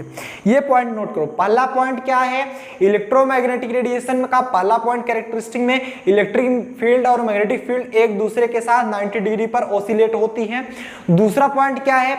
दूसरा पॉइंट ये है कि जो इलेक्ट्रोमैग्नेटिक रेडिएशन होती है वो वैक्यूम में एक समान चाल से मूव करती है, वो भी स्पीड ऑफ लाइट। तीसरा पॉइंट, लुक एट इट, तीसरा पॉइंट हेडिंग डालेंगे थर्ड पॉइंट। थर्ड पॉइंट देखेंगे, energy can be transmitted through the space by magnetic waves. जो एनर्जी होती है वो ट्रांसमिट होती है, इलेक्ट्रिक वेव के द्वारा ट्रांसमिट नहीं होती। ये पॉइंट्स याद रखने वाली चीजें हैं। पॉइंट्स अगर इसीलिए पॉइंट्स ही बताए जाते हैं अलग अलग पॉइंट करके। ये जो होती हैं ये मैग्नेटिक फील्ड के द्वारा ही ट्रांसमिट होगी। मतलब जो ये आपको दिख रहा है रेड कलर का आपको पॉइंट दिख रहा है, इसी के द्वारा ही ट्रांसमिट होगी। देख पा रहे हैं ना आप लोग, ये रेड कलर का इसी के द्वारा ट्रांसमिट होगी और किसी के द्वारा ट्रांसमिट नहीं होगी। मतलब जो एनर्जी है आपकी जो ट्रांसमिट होती है वो मैग्नेटिक वेव के द्वारा ट्रांसमिट होती है, इलेक्ट्रिक वेव के द्वारा ट्रांसमिट नहीं होती है। याद किए, पहला पॉइंट एक दूसरे से इलेक्ट्रिक फील्ड मैग्नेटिक फील्ड एक दूसरे से 90 डिग्री पर ओसिलेट करते हैं।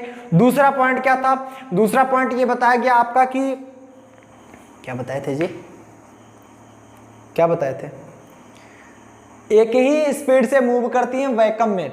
इलेक्ट्रोमैग्नेटिक रेडिएशन एक ही स्पीड से मूव करती है, सेम स्पीड से, वो भी स्पीड ऑफ लाइट। तीसरा पॉइंट ये बताया गया कि आपकी जो एनर्जी है वो केवल और केवल सिर्फ और सिर्फ मैग्नेटिक फील्ड के द्वारा ट्रांसमिट होती हैं, इलेक्ट्रिक फील्ड के द्वारा ट्रांसमिट नहीं होती हैं। उम्मीद करते हैं ये तीनों पॉइंट आपको समझ में आएंगे। Next point and last point, characteristic के different type of electromagnetic radiation differ from one another there wavelength and frequency. Simple सी चीज है यार, इसको कौन नहीं जानता, बोलो कौन नहीं जानता इसको। ये सिंपल सी चीज बता रहा है कि आप ये समझो कि different type of electromagnetic radiation, अलग अलग प्रकार की इलेक्ट्रोमैग्नेटिक रेडिएशन अलग अलग वेवलेंथ और अलग अलग फ्रीक्वेंसी शो करती है। बस अब आप समझो, ध्यान दो, क्या आपकी gamma ray and X ray दोनों की फ्रीक्वेंसी एंड वेवलेंथ क्या सेम था? नहीं था ना, नहीं था। या फिर रेडियो वेव ले लो, एक्सरे ले लो, क्या दोनों का वेवलेंथ और फ्रीक्वेंसी सेम था? नहीं था। ये सब जानते थे, अभी हमने दिखाया। तो अलग अलग प्रकार की इलेक्ट्रोमैग्नेटिक रेडिएशन जो होती हैं उनका wavelength, energy, frequency, wave number सब अलग होते हैं। क्यों दो ही पॉइंट क्यों लिखे हो? और लिखो, मैं और लिखता हूं, आप लोग भी लिखते रहो, मैं और लिखता हूं। Another there wavelength or frequency or wave number भी चेंज होता है। एनर्जी भी सबकी अलग होती है, एनर्जी भी, यूज भी सबको अलग होता है। क्या वो भी लिख लो। इतने पॉइंट है। अलग अलग प्रकार की इलेक्ट्रोमैग्नेटिक रेडिएशन अलग अलग फ्रीक्वेंसी शो करेगी, अलग अलग वेवलेंथ शो करेगा, अलग अलग एनर्जी शो करेगा, अलग अलग क्या अलग अलग यूज भी एंड वेव नंबर भी। चलो इसी तरह फनी वीडियो थोड़ी पढ़ा रहे हैं। बातें समझ में आ गई कि नहीं आ गई? नाउ फिर से एक बार हमारे साथ रिवीजन कर लो। जब हम कैरेक्टरिस्टिक की बात कर रहे थे, कैरेक्टरिस्टिक की ध्यान समझिएगा, बात हो रही थी हमारी कैरेक्टरिस्टिक की। समझो इस बात को, क्लियर? जब हम बात कर रहे थे कैरेक्टरिस्टिक की, कैरेक्टरिस्टिक में जो सबसे पहला कैरेक्टरिस्टिक आया था, यह बताया गया था जितने भी इलेक्ट्रोमैग्नेटिक रेडिएशन में इलेक्ट्रिक फील्ड और मैग्नेटिक फील्ड एक दूसरे के साथ 90 डिग्री पर क्या करती हैं? ओसिलेट करती हैं। दूसरा कैरेक्टरिस्टिक याद करिएगा, दूसरा कैरेक्टरिस्टिक ये बताया गया था जितनी भी इलेक्ट्रोमैग्नेटिक रेडिएशन होती है वो वैक्यूम में समान स्पीड से मूव करती थी, वो भी स्पीड ऑफ लाइट। तीसरा पॉइंट याद करिएगा, तीसरा पॉइंट ये कह रहा है कि जो एनर्जी का ट्रांसमिशन होता है एनर्जी का, ट्रांसमिट होती है जो एनर्जी, वो केवल सिर्फ और सिर्फ मैग्नेटिक फील्ड के द्वारा होती है, इलेक्ट्रिक फील्ड के द्वारा नहीं होती है। नोट करो इसको। रेड कलर की जो magnetic field, B for magnetic field, E for electric field, magnetic field के द्वारा ही ट्रांसमिट होगी, इलेक्ट्रिक फील्ड के द्वारा ट्रांसमिट नहीं होगी। इस बात को नोट किया जाए। फोर्थ पॉइंट ये कहता है कि different types of energy electromagnetic radiation, अलग अलग इलेक्ट्रोमैग्नेटिक रेडिएशन अलग अलग एनर्जी शो करती है, अलग अलग वेवलेंथ शो करती है, अलग अलग वेव नंबर और एनर्जी, वेवलेंथ, फ्रिक्वेंसी, यूज सब कुछ अलग शो करती है। क्या इसको पढ़ने के लिए, इसको याद करने के लिए आपको तपस्या करने की आवश्यकता है? बताओ, 3 घंटे बैठ के तपस्या करोगे तब याद होगा? नहीं। हमारे साथ 1 घंटे ऐसे इंटरेस्टिंग बैठ जाओ क्लास में, बस याद करा देंगे। क्या मस्त ना एकदम। नेक्स्ट आता है हमारा types of spectrum. Types of spectrum, क्या इसको बताया जाए कि नहीं बताया जाए? बताओ, बताया जाए कि नहीं बताया जाए? काफ़ी लोग बोर हो चुके हैं, बट हमारा पढ़ाने का भी इच्छा है, हमारा पढ़ाने का इच्छा है भी। चलो पढ़ा ही देता हूँ।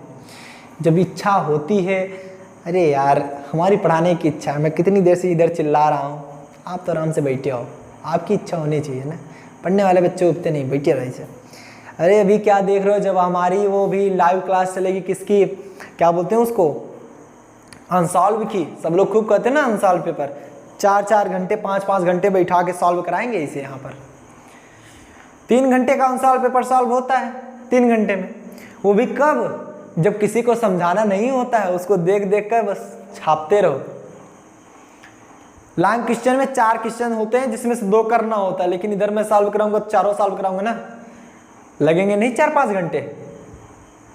हाँ, काफी लोग करें यस सर तैयार हैं, दिन भर लग जाए, क्यों दिन भर लग जाए तो लगने दो, हमारा आपका तब तो मस्त मजा आ जाएगा ना।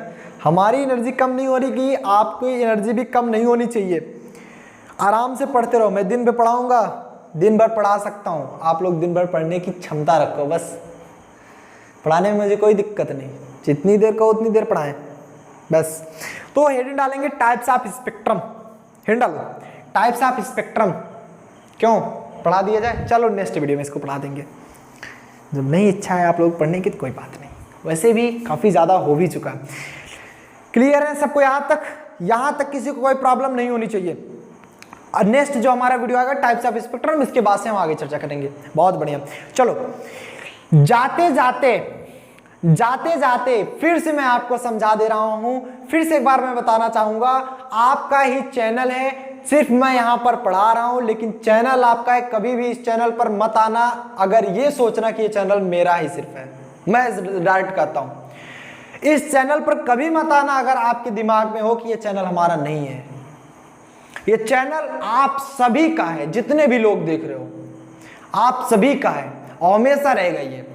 ये प्लेटफॉर्म आप सभी का है, मेरा अकेले का प्लेटफॉर्म कुछ नहीं है, अकेले मेरा प्लेटफॉर्म नहीं है, आपका है चैनल। तो आपका जिम्मेदारी है, मैं आपकी जिम्मेदारी बता रहा हूं, आपकी जिम्मेदारी कि आप इसको बढ़ाओगे एंड हर उन अपने दोस्तों को लाओगे। मतलब आप पढ़ रहे हो बहुत अच्छी बात, आपको समझ में आ रहा हो तो, नहीं समझ में आ रहा हो तो ऐसा नहीं, मैं नहीं कह रहा हूं कि आप मत लाओ। और आप इतने दिन से जुड़े हो हमसे, जब से मैं पढ़ा रहा हूं, जितने भी काफी लोग हमसे बहुत पहले से जुड़े हुए हैं, तो इसका यह मतलब है कि आपको कुछ न कुछ समझ में आ रहा होगा। क्यों? अगर आपको समझ में आ रहा है तो आप कम से कम अपने दोस्त को तो लाओ ताकि वो भी समझें, वो भी पढ़ सकें। लॉकडाउन में कहीं भी कोचिंग नहीं चल रही है, तो इसलिए मैं कह रहा हूं कि ताकि वो भी हर एक पॉइंट नोट कर सकें, वो भी पढ़ सकें, उनको भी जगाओ। दोस्त यार तो दोस्ती का फर्ज निभाओ, और क्या करोगे। तो मिलते हैं नेक्स्ट वीडियो में इसी तरह के इंटरेस्टिंग वीडियो साथ। लेकिन आप लोग अपना फर्ज मत भूलिए, इस चैनल को आपको आगे बढ़ाना है, आपको चलाना है, सब कुछ आपको करना है। मेरे काम सिर्फ पढ़ाना, मैं पढ़ा के जा रहा हूं। अब मिलते हैं नेक्स्ट वीडियो में, टिल देन बढ़िया से पढ़ाई करें। All the very best.